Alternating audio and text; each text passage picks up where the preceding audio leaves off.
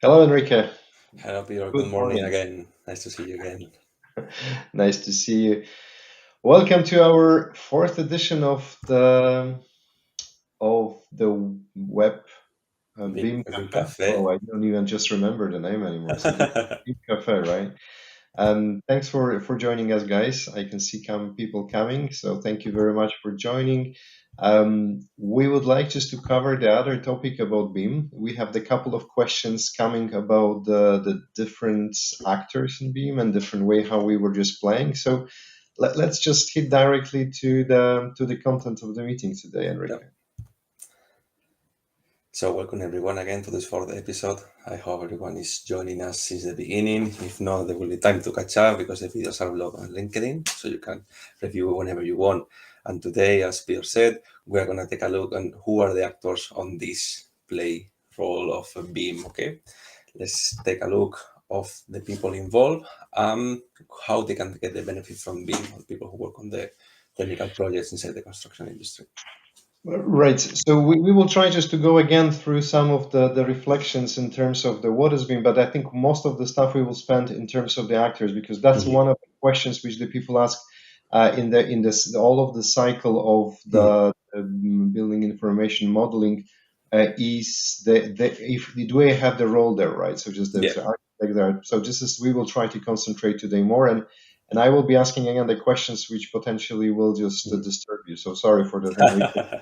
Let's No go. worries. I'm ready to get all that. So quickly, a recap for any potential newcomer who came here. What we saw on the first episode about what is BIM. Quickly, two definitions, two words to define BIM from myself: visualization and information. Okay, we created the 3D models with the information inside. This is intelligent modeling of an object of a project which has also the information inside. Okay, let's carry this concept of the 3D design with the visualization and the information within. Okay, and things that they are not. It's not unique software. It's not only 3D design. It's not only part for the ASC sector, and it's not a linked data. No, these four concepts we need to remove from our head if we talk about BIM because it's data which is connected. It can be interacting with other different parties within the project, and it compose a methodology to bring the construction industry into this 4.0 industry. Okay. Yeah, and that's a common misconception. The people really just sometimes when we speak with our clients, the people really talk about Mhm. they're asking us if we're selling software. It's not about Exactly. Yeah. I got that question so many nothing times. about the software. It's about the concept. It's just linking all of the parts together, which makes the whole operations successful. So you Mhm. can think about it. The beam is just like it's not the particular food. It's just the whole restaurant with the whole Exactly. preparations, with the whole purchasing, the quality, and the service at the end. So that's the whole beam. If you just make it the comparison to the Yeah. restaurant and the food industry. Good example there. And lastly, what we saw on the last session, we were discussing about what are the services that have been offered. I was quickly display a small summary of that. We highlight three different services for architecture, structural engineering, and the MIP, mechanical, electrical, and plumbing installations, and the solutions which took as most important class detection for the coordination of the system, generate documentations instead of prepare orders and launch the buildings, and the CDE, this common data environment concept and life cycle assessment. Okay, this was the main services and solution we highlight from BIM, and the offers that directly bring, no, the benefits that brings to the business in terms of reducing costs, incrementing productivity, and saving time with the efficient coordination and information flow. Okay. Okay. I won't stay there longer. It's only a small recap for people who were not present or haven't seen or have still some doubts about what we talked last time. So let's go to the main topic today. Who use BIM? Actors involved, okay? People who really take benefits of it, who take this BIM and play with it, okay? And generate all those beautiful benefits we talk about. First of all, the main and more powerful technical aspect of BIM is the design. Okay, we use BIM mainly from design. Is where we can take all the visualization effect on part. And who made designs on the construction industry? The architects mainly. Okay, so talking about architects, purely design of the structure. they can get high benefits on this. And one of the most important thing, I highlighted those two words, changes coordinated. For me, this is very important. As with the science software in BIM, we are displaying different views. We can we can see floor plans, we can see sections, we can see 3D views, we can see renderings. Those, for examples, are displayed on the screen you see on the slide, and the changes are coordinating. Mhm. If you make one change because okay, I want to change this window over there, the best view for me is the section plan. No? So we go to the bottom left corner of the section plan, I change the window, and this is automatically applied through all the different views synchronized at the same moment. So there is no need for the architect to be communicating the changes to everyone when they decide to make a modification on the design of the building. Taking this example, this is a main huge advance because no need of being endless email like, hey, I changed this scope for the installation of this element, or we wanted to modify the painting of how the room now is not, there's no one big bedroom, now it's a toilet in suite or whatever. So Enrique, one question which comes up to it is: it's really just when you're working as as an architect, how you will just be able just to pull all of this different the design models and different objects? Is it automatic? Is it just need to be predefined? Yeah. Because I'm an architect, I would like to I know how it will looks like. I know what Mhm. my vision is about the building. So how I will put information into my design. This is working with what we call digital libraries, and is the aspect I highlight for the manufacturer. So if you hold on for a few slides, you will see Okay. it at the end. Okay. I'm architect right now on this slide. I'm Yeah. It's also another architect. benefit, but I'm highlighting the main Used to one it. for each. Don't No? worry. So let's go Okay. for the next one. Another big part, and the part that is related the most with my experience, the engineers. Okay, for me, the key one of the key elements of the construction side because they are the people who make all those architectural designs happen. No, they making happen whatever is being designed. So main solution or benefit here, no, for the engineers, I highlight the clashes detection. I highlighted before one of the main solutions.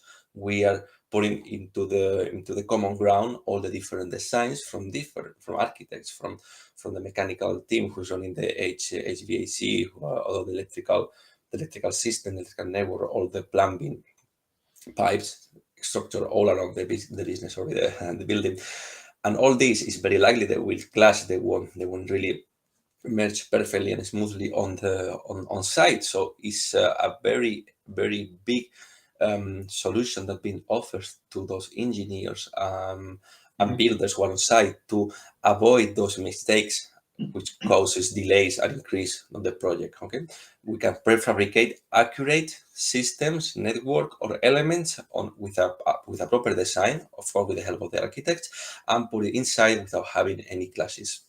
Mhm. What one question is it something which you do during the design still phase, or you can just do during the so what, because some of the clashes you will not be able to see it, Mhm. even the system will not show it. Can you do this on the both after during the construction as well, or you just this is Mm. something that you're doing usually on the during the before on the design side?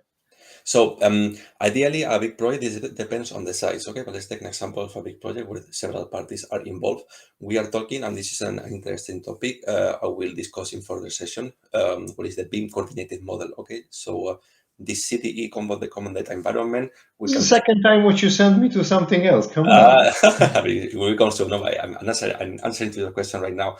There is a coordinated model who is where everyone put their own designs. Okay, Okay. mechanical team, the electrical one, the plumbing system, the ventilation, the architectural one, all put their bits and pieces into that big model. Okay, it's called the BIM coordinated model, and the engineers or the BIM coordinator roles, who are the person in charge to see that the coordination of all those services doesn't clash, and there's no collisions between them. They will see that on the design phase. Okay, so this is we could do like a individual designs and then a common coordinated designs before the fabrication or the construction on site. So all these stages, all this planning, it should be done before with a coordinated model. Okay. Got it. Thank you. Good. Let's go for the third one, facility managers. No? So the people who get all the headache on site, trying to see where the information come from, how the things are going, what is next, what was before, if it's done or not. BIM also is being useful for them. BIM also can help them to get a smoother coordination because we have, again, CDE, common data environment, where all the data is related and is existing on the same source of information. So every update, every single changes which is implemented by a party will be sent to the coordinated model. Remember this global model where everything is being united, and the facility managers can check there the latest update information because it's not only about design changes. We can also update new product data, new scopes. Remember, business information and visualization. Okay, so the coordination of all those elements they are on the coordinated model is one unique source where they can check and see how the process is evolving on the present and day-to-day basis. Yeah, one thing, Enrique, just I'm thinking about the life cycle. So just, because the life cycle of the building, especially the big constructions like airport or just the subway, it's just for like a 50, 40, 60, I don't know how many years really of the life cycle of the building. How you will just make sure that all of these things is updated during the life cycle of it? Because this is the software at the end that just a Yeah. backbone is a database with all of the information, and we know that from the current world that the software is just changing very frequently. So that, if you will have something like this, how you will just assure that during the 20, 30, 40, 50 years of existence of this building, all of these things will be updated? If you don't know the answer, don't worry. It's just come up, No, come I like. know. I don't know. I don't know. There is a specific software to monitor behavior of the building, mainly on being related to software for design. But those software in design, they also run some simulation. To run simulations about thermal, acoustic, or environmental impact on the project, you need to gather data, and this data is uploaded to, of course, manually to the project. But if we keep monitoring the life cycle and the usage of the project or the building in this case, this data will be still being updated. Okay, so you can still input some data inside the project, and eventually the results of the performance can be adjusted, adapted to how the building is really behaving on today basis. Okay, so that gives you a learning and an understanding of those simulations. Let's say there won't be any more simulations, they will be adapting the simulations to what is really happen on site, taking the data from there. So instead, the workflow goes instead from the simulation to the site to make the construction. Now we take the data from the site, from the running project, to the software to adapt the simulations and see how it's really behaving, inputting those data to the system. Okay, understand. There is some other topic which I would like to cover about the software lifecycle, but I think this is good. I'm just now Okay. I got that one. That's fine. Okay. Okay. Answer Good. the part of the question. Thank you. Good. One important one, not the investors. Of course, BIM is not a cheap methodology to implement. This is something that we must know because it requires high knowledge of technology. Softwares are heavy, are expensive, and they are not easy to manage if you have never been working on design before.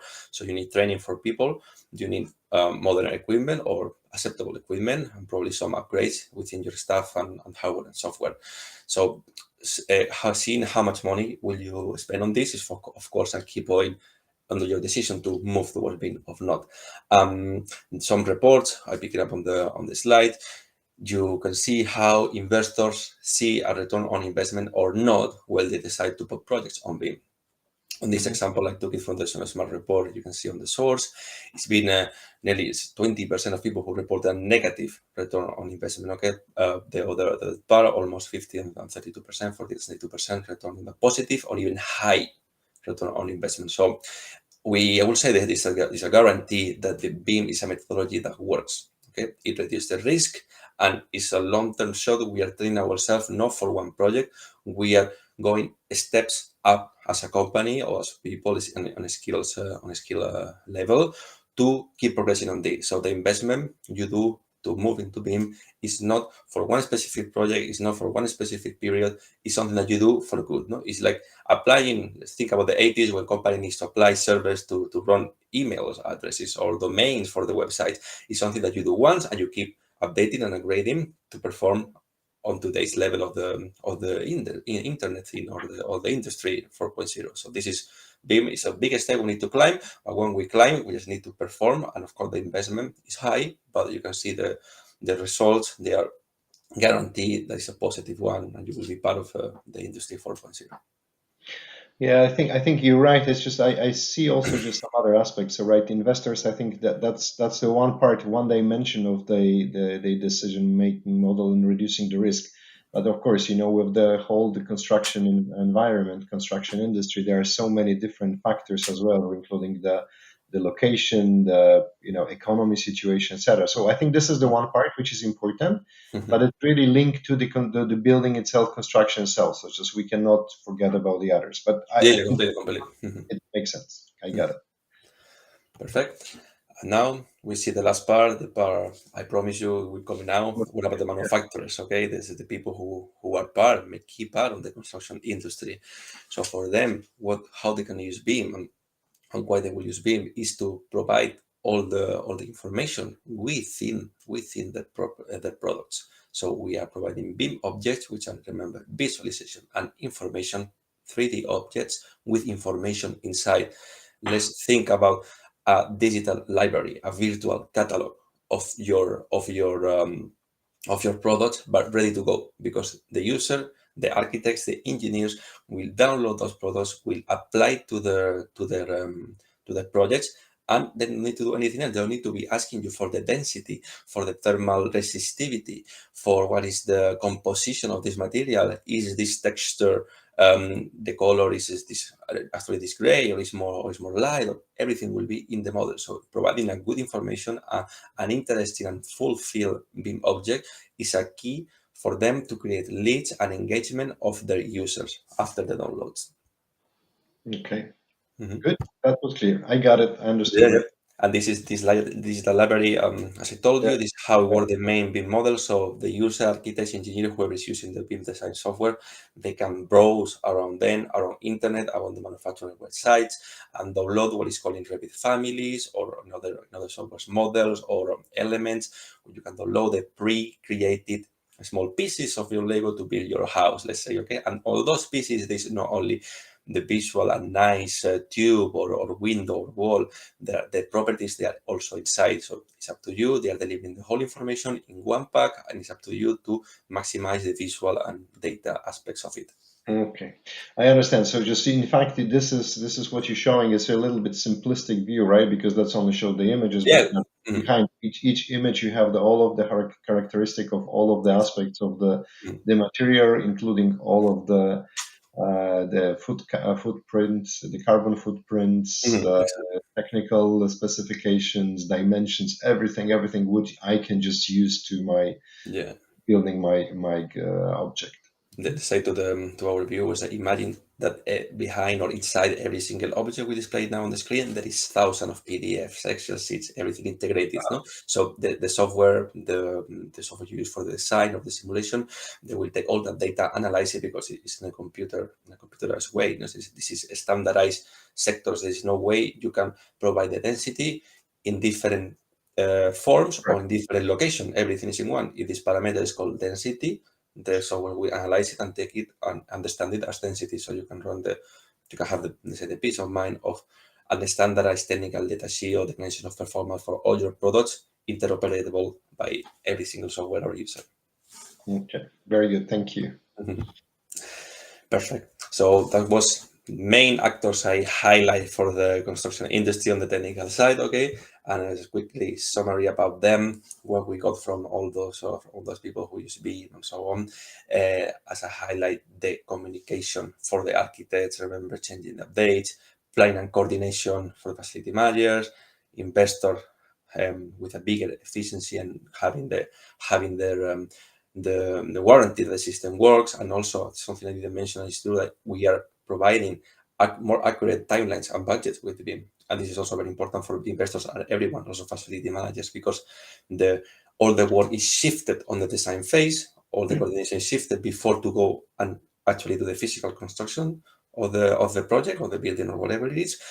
So the timelines and budget, they are way more accurate. Let's say we are moving and creating all those mistakes of clashings or no knowledgeability of the project before it happens on the virtual model, no? On this digital twin also called. So we are saving money and giving more accurate timelines also. Okay. So when I see these things, Enrique, when I look at this, I think that's important. When you see all of the benefits coming out of each of the Mhm. which actor each actor takes from the beam. But one of the biggest, I think, what I see really looking at the five different players here is really the collaborations between them. So just they Yeah. really can just interact and see. I'm the architect, and I know which impact will have to the investors if I will decide for the carbon footprint in the different way, if I will just define for the zero emission building, etc., what impact will have this for investors, and they can say yes, no, in a much faster way than do. The same with manufacturer. I can just say.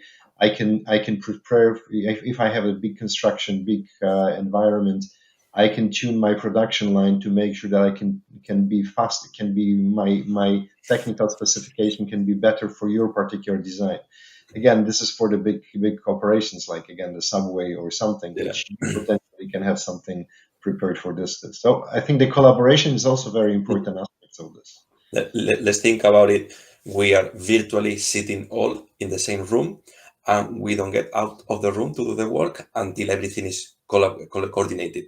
My Okay, God, that so will be a long meeting, huh? virtually, on big project, there is no physical rooms to put so many contractors inside, and they will kill each other probably. That's why they do. Everyone do their project or the design, and it's the coordination team, the main contractor, who will need to deal with all that. No, so collaboration, communication. Okay, this is a key aspect along with the coordination of the BIM model for all the different actors on the construction industry. Right. So this, in fact, it comes up during our different assessments, what we were just doing for the companies. One of the Mhm. key elements really of the successful BIM implementation was really just the right communication between the teams, and the tools and everything was really the secondary. So how you will structure the team. If the team is ready to accept the challenges from the others, etc. That was really the key aspect of the Mhm. success of the BIM implementation. So that's just coming during our assessment, by the way, as Yeah, well. yeah, yeah. I will show now. Let me just, we just finish the presentation, giving you a small appetizer of what we can talk on the next episode. And of course, I would like to take this chance to propose to the audience, if you want to talk about specific topics, if you have any questions about it, please contact us and we'll create a service for this, which I present right now. On the next episode, I brought a couple of drafts of. We talk today about the more technical aspects of the people involved on the construction industry, and we can see on further sessions how this being also benefits and is important for the non-technical side. Not let's say sales or marketing, also human resources, and even those leadership roles as a CEO or high staff level of the company. And also we can go deeper if anyone among our audience have manufacturing products and want to create BIM libraries and see how this really works.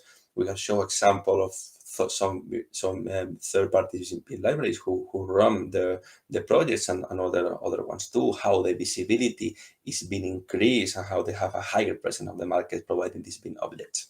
Mhm. It's very good. In fact, also on top of it, what you said in terms of the next episode, we will also have some guests coming into the BIM Cafe. Mhm. We are having the good feedback from the market, from you guys. So thank you very much for this. And thanks to that, we will have the also the actors which will just play an active role in the BIM deployment. So just stay tuned. So we will have you will see not only our two faces, we will be more faces coming soon. Hopefully. We need just to make sure that we are just put it properly. It's easy to produce ourselves online, but I think we need just to tune also with the other people. So we will just try to get more people on our Beam Cafe. Perfect. And now to finish today's presentation, let me just introduce you guys.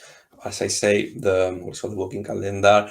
The link is on the LinkedIn events. So clicking really on them, you can see a really nice display where you can straight book with us an online appointment. 30-minute consultation, of course, free of charge, just to start to set this conversation and see how Bing can be benefit to your business. How we can explain how the situation is your business. We can plan an assessment and discuss further. So this is the first step that we are offering. So just go to the link on the LinkedIn event is posted as well as the slides, and through there you can select the service. Just pick the day and the time that you want, and fill your data in, and you will get the appointment emailed to you. And when will be the next episodes of our BIM Cafe? So the next episode, we're gonna plan to do it already next Friday, right? If I'm not mistaken. That's the plan. That's the That's the plan. plan. Yeah, yeah, next Friday. We Today is have 13, so everything's for uh, now. It's going okay. So exactly to go all the way up. No? Yeah. We had a very good feedback, so we are trying to do it with a higher frequency. Let's see if people still like it, and we can do it every day, maybe. No. no, I think it's good. I think this is. We will just keep it short. We will keep it very very crispy, just to make sure that we will go for all of the details. And of course, we will start to repeating some part of it for the new joiners, because we have just the Mhm. people who just joining. So I think that's important. Perfect. Enrique, I think that was a great Friday. Thank you very much. Thank you so much. We forgot about I this just, one. I just display the BIM readiness assessment offer. We still have on. If anyone want to contact us, you have the booking system. You have our addresses on LinkedIn. You can contact us through many ways, so there's no excuse. Correct. So just join us, click on us. Thank you very much for those who just already contacted us. This is Mhm. great experience for us. We developing this completely from scratch. So just we building it completely new product for our audience. We're using all of the different modern techniques to make sure that this is really fitting your purpose. So you are the part of the whole of the audience is a part of the building and creating the new product. So thank you for that, and it's really rich in terms of the way how we will just make it sure that it fits the market. So thank you very much, guys. It was a pleasure to have you, Enrique, today. Thank you so much, dear. Let's see in the week from now. Exactly. Have a good day, a good weekend, everyone, and see you soon. See you soon. Thank you very Bye. much, guys. Bye. Ciao, ciao.